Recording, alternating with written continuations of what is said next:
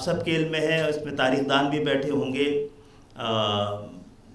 طب کے ماہرین بھی بیٹھے ہوں گے، تعلیم کے تو بیٹھے ہی یقینی، کہ دنیا میں کبھی بھی کوئی ملک تنہا ترقی نہیں کرتا. تاریخ ہمیں یہ سکھاتی ہے کہ ہمیشہ خطہ ترقی کرتا ہے، اور گزرے ہوئے 20 سال میں ہمارا خطہ بھی ترقی کر رہا ہے. ہم پہلے دنیا سے پیچھے تھے، اب غور سے دیکھیں تو ہم اپنے خطے سے بھی پیچھے رہ گئے. ہم جو چاہے تیسری دنیا کے ہوں یا اسلامی دنیا کے ہوں، ہمارے پاس سہولت یہ ہے کہ ہم سے جو آگے دوڑ رہے ہیں انہوں نے 100 سال کے وہ نشانات ہمیں چھوڑ دیے کہ ہم اس کا پیچھا بھی پوری ایمانداری سے کریں تو شاید ہمارا راستہ کٹ جائے. اب بڑا ظالمانہ دور میرے نزدیک شروع ہونے جا رہا ہے. لگ یہ رہا ہے کہ آنے والے 25-30 سال میں دنیا اتنا شارپ اور تیز موڑ کاٹنے والی ہے کہ جس میں وہ موڑ کاٹنے کی اہلیت نہیں ہوگی وہ تمام مقابلوں سے باہر ہو جائے گا. لوگ کہتے ہیں کہ اندیشہ یہ ہے کہ شاید 1 ارب لوگ ارریلیونٹ ہو جائیں. آئیے دعا کریں کہ ان ارریلیونٹ لوگوں میں ہم نہ ہوں. ہماری ریلیونسی سوشو اکنامک اور ایجوکیشن کے تمام معاملات میں پوری دنیا کے لیے پھر ایک موقع کے ساتھ ہمارے سامنے کھڑی ہے. اور ابھی آپ یہ لوگ کہہ رہے تھے کہ وہ انسان خسارے میں رہا، کہ تاریخ گواہ ہے کہ انسان خسارے میں رہا، بجز ان کے کہ جنہوں نے غور و فکر کیا اور مجاہدے اور مشاہدے کے ذریعے حق اور سچ کو تلاش کیا، اس پہ ایمان لائے، اس پہ قائم رہے، اس پہ عمل کیا اور اپنے عمل کے نتائج کا بڑا صبر کے ساتھ انتظار کیا. آئیے عمل کریں، نتائج خدا کے پاس موجود ہیں.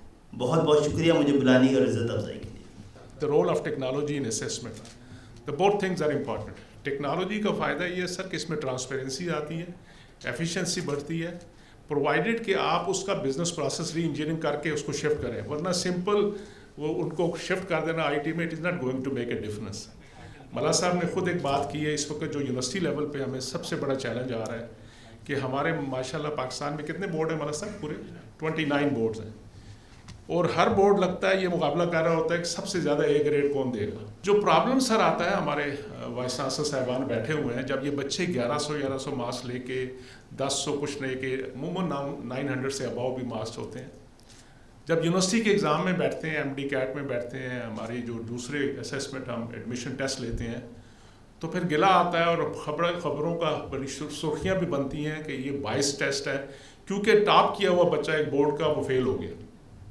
So that is a big question mark on our assessment system. And I am happy and I am thankful to IBCC and all those boards who are gathered here کہ kindly اس کو ایڈریس کریں. اور یہ بہت ضروری ہے کیونکہ جب تک اسٹینڈرڈائز ایک ایگزام نہیں ہوگا، جب تک میں ہمیشہ کوشچن کرتا ہوں سر، یہ کیمبرج والے اے لیول او لیول کا ساری دنیا میں ایگزام لیتے ہیں، وہاں کبھی مسئلہ نہیں ہوا. ہم ایک پاکستان میں 29 بورڈ کے ساتھ بھی ایک اسٹینڈرڈائز ایگزام کیوں نہیں بنا سکتے؟